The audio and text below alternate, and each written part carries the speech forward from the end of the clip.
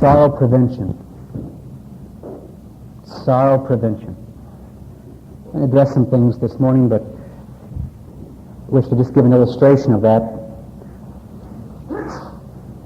A young woman was brutalized, tortured, and doused with gasoline and set on fire by a crowd, 6 of whom led the whole thing.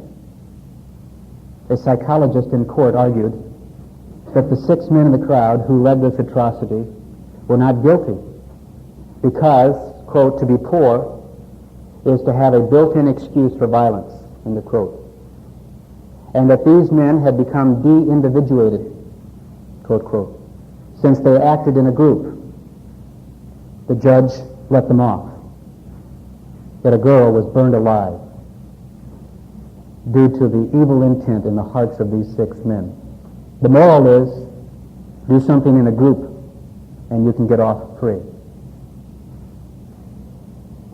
And Isaiah says, woe to those who take away the right of the ones who are in the right.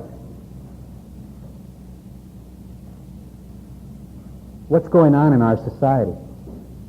What's going on around the world?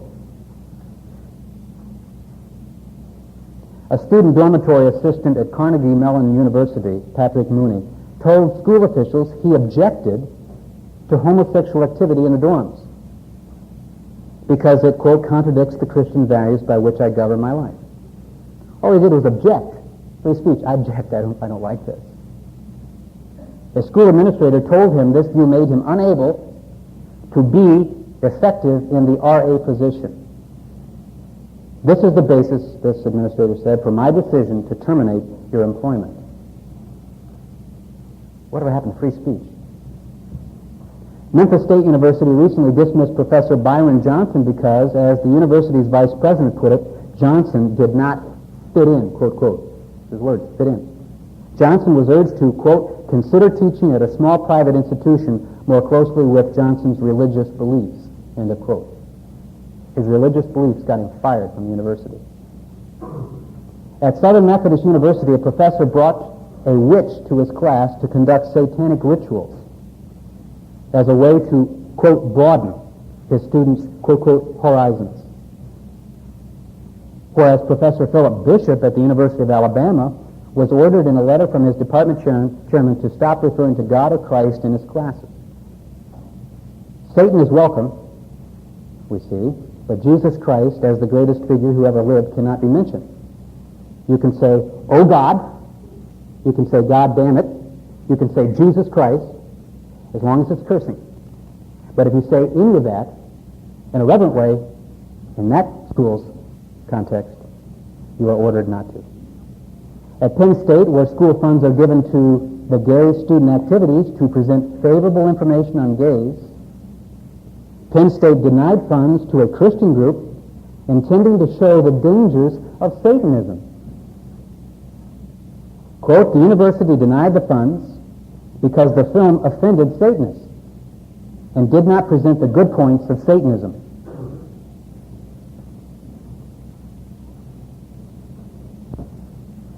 Gaten Dugas, a French-Canadian and homosexual who most believe introduced AIDS into this culture, had an insatiable sex appetite, boasting of 250 homosexual experiences in a year. When informed by the doctors of his medical condition and that he was contributing to the potential death of many people, he gave the sickening, this culture's enlightened view. Quote, it's my right to do what I want. It's my body. It's my right to do what I want with my body. Why? Well, Griswold versus Connecticut in 1965 and Roe versus Wade in 1973 gave him that right in some way. He later became known as the Merchant of Death. He consciously and willfully went about having sex and then saying to his, quote, quote, gay partners, I've got gay cancer. Maybe you'll get it too. The issue of rights is before us, as Dr. Paul Cameron states in the AIDS scandal. He's also the one that discovered the secondhand effects of cigarette smoking. Up to this point in our medical history, when there has been a medical epidemic, Quote, 1, the community has a right to protect itself against the spread of disease. And 2, it has a right to minimize how much it has to pay for that protection. He says the homosexual community is telling us today that 1, we have no right to protect ourselves from disease if in the process they will be embarrassed or inconvenienced. And 2, we have the financial obligation to foot the entire bill for AIDS, including the enormous hike in our insurance rates. Cameron points out that no epidemic in our history has been permitted to continue, no medical epidemic. For instance, when syphilis was seen as a national threat, 18,000 prostitutes were quarantined to slow its spread. This has been true of leprosy, smallpox, bubonic plague, influenza, etc. Until medical cures exist, we quarantine. As Cameron says, quote, never until now has anyone sold any society on the idea that the individual has the right to infect. You're living in a unique period, folks. You're going to watch our nation die. They're hoping that technology will solve it, but there is no hint that that's coming at this point. He goes on to say, from Leviticus to the present, civilized people have always assumed that the person who has a contagious disease is a special case, though he is no less human. Let me underscore that. Though he is no less human and no less valuable, he loses, most often through no fault of his own, some of the rights of citizenship, while retaining most of them. The rights he loses are those relating to his contact with the community at large, since he poses a present danger to the survival of all. Cameron points out that most people think, for instance, penicillin was responsible for curtailing syphilis. Untrue. It was already under control due to the Surgeon General's efforts. Thomas Perron developed a program of testing, tracing, and treating that altered the epidemic before penicillin had been discovered as such. That treatment that he enacted was quarantine. Now, people who say quarantine is antiquated, since the diseases of the past can be cured medically, fail to see an obvious point. Though medical cures do replace the need for quarantine, where there is no medical cure, quarantine is still necessary. And where there is no medical cure, the right of the community takes precedence over the right of the contagious individual, until now. Now the rights of the infected to infect the whole community take priority over the larger community who are still in the right. And Isaiah says, woe to that person, woe to that nation, who take away the rights of the ones who are in the right. In fact, woe to those who justify the wicked for a bribe and take away the rights of the ones who are in the right. Isaiah says in this portion of Scripture that as a result of this, God may lovingly knock us down through ill health and even death. Scripture teaches that. Right on the heels of that, he says, on this account, they have rejected the law of the Lord of hosts and despised the word of the Holy One of Israel. On this account, the anger of the Lord has burned against his people, and he has struck down his hand against them and struck them down. Struck his hand against them and struck them down. And the mountains quaked, and their corpses lay like refuse in the middle of the streets. God may lovingly knock us down through ill health and even death. God may lovingly use authorities to put us anywhere he wishes. 5:13, he had said, therefore my people go into exile.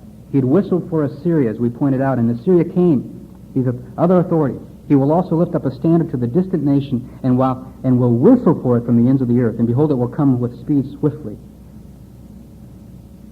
This whole issue of authority, and my heart goes out to the homosexual community. Unless they begin to deal with this honestly and openly, they're going to be at a war with this nation. And they will be put into a position that I hate to think about, unless they begin to act in a way that polices themselves and begins to be honest about this issue. But they at this point have refused to do that. Among themselves, they do not, and they will not, at any point, reveal everything that's going on. They just won't do that. They know that it's bad enough. But God may lovingly use authorities to put us anywhere He wishes, and I don't know what might happen. And my heart goes out to what might happen in this nation. Thirdly, God may lovingly decrease our stability, that is, weaken our inner strength or our security. He says their root will become like rot. And God may lovingly decrease our outer attractiveness, physically will decay. Their blossom will blow away like dust. Referring to the outer man. They'll just shrivel up and die. So picturesque, unfortunately, of what's going on. That by way of introduction. I'll come back to that. But we're looking at Isaiah, and Isaiah was an upper-class individual. And he was an intellectual, one of the most brilliant writers in the centuries of known writers. And he addresses Judah. And he addresses the elite in many ways. The people that we see here, he unfolds 6 sorrows. He says, sorrow is coming, but you can prevent this sorrow. You don't have to encounter this headache and heartache. But there are lines over which we step. And God says you must not overstep that boundary. If you overstep that line, if you move into the margin of error, if you move into the rim of sin, there are consequences. Now I'm telling you, don't do this. If you lay down in a patch of poison ivy, you're going to get poison ivy. We've known through the centuries that venereal disease will happen from promiscuity sexually. We've known that. And we knew, and it was predicted that there would be a strain possibly developed. This was back in the 70s. People said, you can't continue to have this free sex and expect nothing to happen. There are people who are predicting, we don't know, but we know something's going to happen bad here. Up to now, we've hoped that technology would be able to solve our problem. People were not ignorant of this. We've known through the centuries that if you continue to promote this kind of promiscuity, multiple partners, a non-monogamous relationship, that it will lead to this kind of disease. You lay down in poison ivy, you get poison ivy. People say, well, is this God's judgment? I think indirectly it definitely is. We know that there's a law of nature, and we exalt environment, we exalt nature, and yet we're ignoring it here. And that whole stuff, I was just disturbed greatly by the quote-unquote genetic findings that homosexuality is that. If you will read those findings, they will acknowledge they're not sure whether homosexual decisions does that to the brain, first of all. But do you think that they promoted that? They should have neutralized it as social scientists. It is shoddy research. Which comes first, the chicken or the egg? But they reversed and said, the brain stuff here, which is very questionable research, affects the homosexuality. When you've asked them, could it be, sir, honestly, as a social scientist, that homosexuality has affected the brain that way? Well, yeah, it could be, honestly, but I'm not going to go on, I'm not going to say that. And I hope that no person asked me that. It's there in the document. You can see it if you read it. But we're going to espouse one perspective. And the man who was in that was a homosexual. His homosexual partner died after 21 years. He said, if I don't find in this research what I hope to find, I'm stopping all research. Talk about bias. Acknowledge that. That was his intent. How we twist it around. It's just very disturbing. But when we overstep that boundary, we know, and God says, don't do that. You can prevent this. But no. And so I pointed out last week several key things. We pointed out that these woes. Woe to those, verse 8. I'd like to turn to Isaiah 5. Woe to those who add house to house and join field to field until there's no more room, so that you have to live alone in the midst of the land. And we pointed out there the difficulty of amassing possessions to enable selfish seclusion and segregation from others. There's nothing wrong, giving you a review now, with amassing stuff. But if my motivation is to be independently wealthy so that I come out from any kind of accountability in community, any accountability and authority, I want to be free, I want to be my own person, we pointed out the danger of that. He says, so that you have to live alone in the midst of the land. That was their desire. I don't want to be a part of Israel. I want to be my own person. I want to live independently. Any kind of confrontation, any kind of authority. I want to retire, go south. Oh, we'll go to church periodically, but I want to fish. I want to play golf. I don't want to minister. I don't want to have any kind of responsibility. We've amassed this, and now I'm happy. And Jesus said to the man who said, I'm going to build bigger barns, and I can eat, drink, and be merry, and I can sit back and take my ease. And Jesus said, you fool, this night your soul will be required of you. We've tracked in some ways the fact that some Christian men, as a result of making that kind of decision, are dead within 2 years. It's frightening. It's frightening. Like the Lord said, if you're not going to minister for me, there's no point in you being on earth. I can't prove that.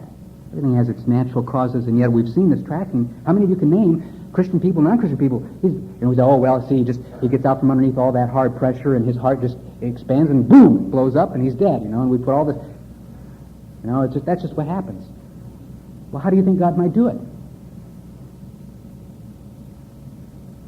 I don't know. I'm not going to pretend to explain all this. I'm just saying to us in our own hearts, if my purpose is to come out from under authority, to be independently wealthy, I can be free from you. I don't have to give any account. I can do what I want when I want to do it. I'd have us evaluate, oh God, I'm a Christian. I'm a follower of you. This isn't what you'd have me do. To have things is okay, but my motive isn't right. God, I confess, I agree with you, that I'm headed in a direction that isn't good. Then, secondly, woe to those who rise early in the morning that they may pursue strong drink, who stay up late in the evening that wine may inflame them. And their banquets are accompanied by lyre and harp, by tambourine and flute, and by wine, but they do not pay attention to the deeds of the Lord, nor do they consider the work of his hands. Am I drinking and partying which suppresses thoughts of God and hinders reverence of God? And we ask that. And then also, woe to those who drag iniquity with the cords of falsehood, verse 18. And sin as if with cart ropes. In other words, they were tied into sin, cords and ropes. They were tied into. They had a sin in their life that they didn't want to let go of. And then who say, let God make speed, let him hasten his work that we may see it, and let the purpose of the Holy One of Israel draw near and come to pass that we may know it. In other words, we want God to act in our life. We want to know the will of God. But he is saying, Isaiah, you've got a sin in your life by will and by conscious decision that you want. You don't want to let go of that. And yet you're giving the appearance that you want God to answer prayer. You're giving the appearance that you want to know God's will. And you're saying, that, my friend, is hypocrisy. You're taunting God. You're mocking God. God has been speaking about dealing with that sin in your life, repenting of it, but you're saying, no, I want it. But I want to project to all the believing community that I'm very spiritual. Oh, God, would you act in such a way that I can see it? Oh, God, would you reveal truth from your word? But then when you go off, you've got this sin in your life that you want, and you will not give up. And the Lord says, whoa! And then last week we saw another woe. Woe to those who call evil good and good evil, who substitute darkness for light and light for darkness, who substitute bitter for sweet and sweet for bitter. And we pointed out there, am I redefining goodness and badness to fit my selfish agenda, ignoring God's revelation? And needless to say, I pointed out numerous illustrations of this. And as I pointed out, and this is what's so sad, if I were to get up into a certain environment over at the university, let's say, and share some things I'm sharing with you, I would be turned around in every which attempt to point out that I'm the evil one and I'm the one who's a threat to society. For the conclusion of this message, please turn your cassette to side 2.